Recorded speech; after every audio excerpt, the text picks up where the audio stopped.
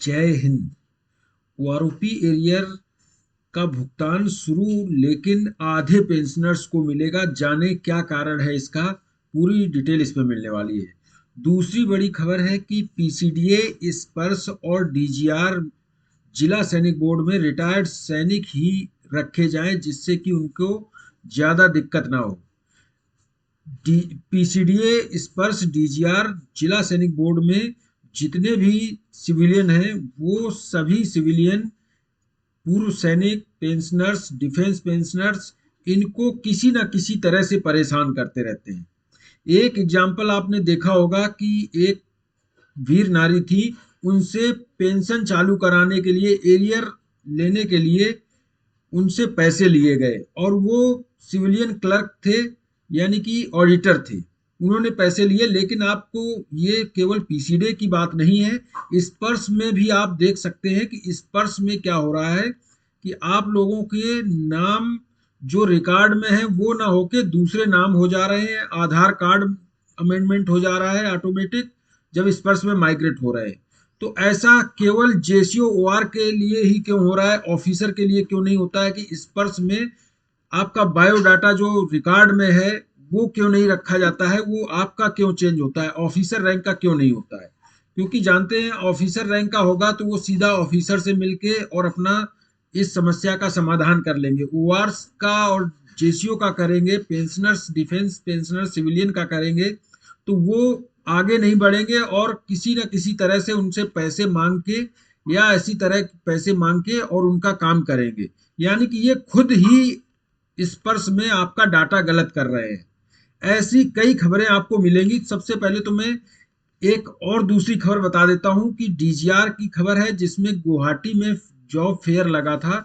इसमें job fair आयोजित किया गया था 11 और 12 फरवरी को।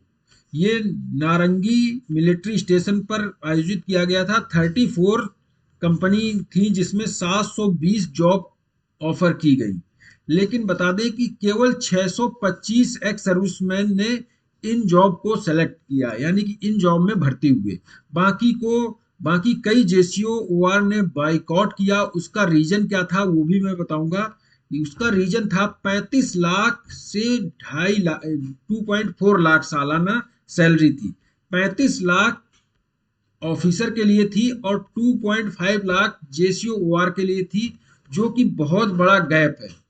इस गैप के विरोध के लिए जेसीओ ओआर ने बाइकआउट कर दिया। जो 720 जॉब का फेयर लगाया था वो भी पूरी नहीं फिल हो पाई, केवल 625 जॉब फिल हो पाई।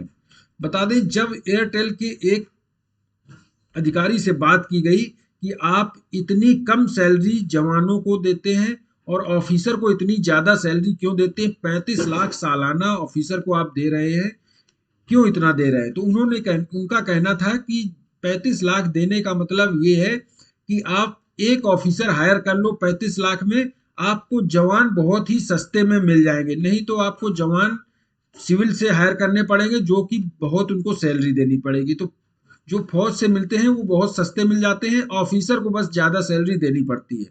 तो आप समझ सकते हैं इस तरह का काम हो रहा है डीजीआर में, यानी कि ऑफिसर को सैलरी बढ़ा के दे दो और जवानों को कोई दिक्कत नहीं है, कम भी मिलती रहेगी। तो उनकी बेबसी ये है कि वो रिटायर होने के बाद उनको पेंशन भी कम मिलती है, जिसकी वजह से उन्हें जॉब के लिए आना पड़ता है। जो 625 जवान थे, ये वही थे जो जो बेवस में नौकरी करना चाहते थे रिटायर होने के बाद। दूसरी बात मैं बता दूं, आपने देखा होगा ये केस था कि ये एक पर्सन है जिन्होंने एक वीर नारी से पैसे लिए थे पीसीडीए में, उनकी पेंशन चालू कराने के लिए, विधवा पेंशन चालू कराने के लिए। इस तरह के लोग जब पीसीडीए, जिला सैनिक बोर्ड और डीजीआर में बैठ जाएंगे तो आपके साथ यही होगा।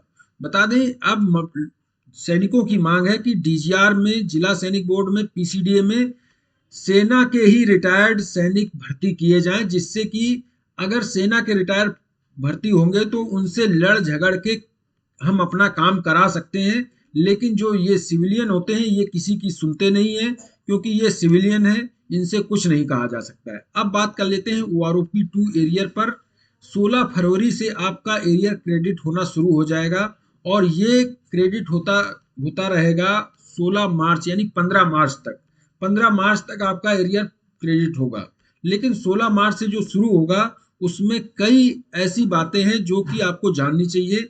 16 मार्च से जो एरियर शुरू हो रहा है उसमें ऑफिसर रैंक ओआरओपी रिवीजन से पूरी तरह से संतुष्ट है।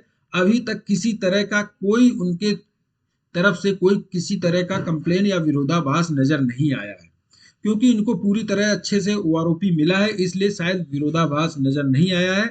लेकिन जहां तक जवानों की बात की जाए तो सिपाही और नायक वाई ग्रुप के हैं, वो तो ओआरओपी से कुछ हद तक संतुष्ट हैं, लेकिन बाकी असंतुष्ट दिखे। यहां तक हवलदार भी और प्रोमेचर रिटायर होने वाले भी असंतुष्ट दिखे हैं ओआरओपी रिवीजन से। इसके बाद जेसीओ रैंक पूरी तरह से निराश दिखी है। नायब सूबेदार, सूबेदार, सूबेदार major, honorary lieutenant, honorary captain सभी रैंक पूरी तरह से निराश दिखी है।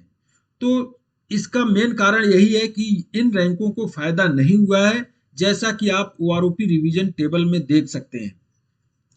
अभी बात कर लेते हैं जो 15 फरवरी से ओआरओपी रिवीजन होना है, इसकी जानकारी दी थी डिफेंस अकाउंट डिपार्टमेंट ने। और बता दें कि 10 फरवरी तक सभी को पीपीओ करेक्जेंडर पीपीओ देना था, लेकिन अभी उन्होंने करेक्जेंडर पीपीओ देना बंद कर दिया है। उसके रीजन यही हो सकते हैं कि जो ओआरओपी में विसंगतियां हैं, इनकी कई कंप्लेन पीसीडीए में राजनाथ सिंह और प्रधानमंत्री मोदी जी के पास गई है।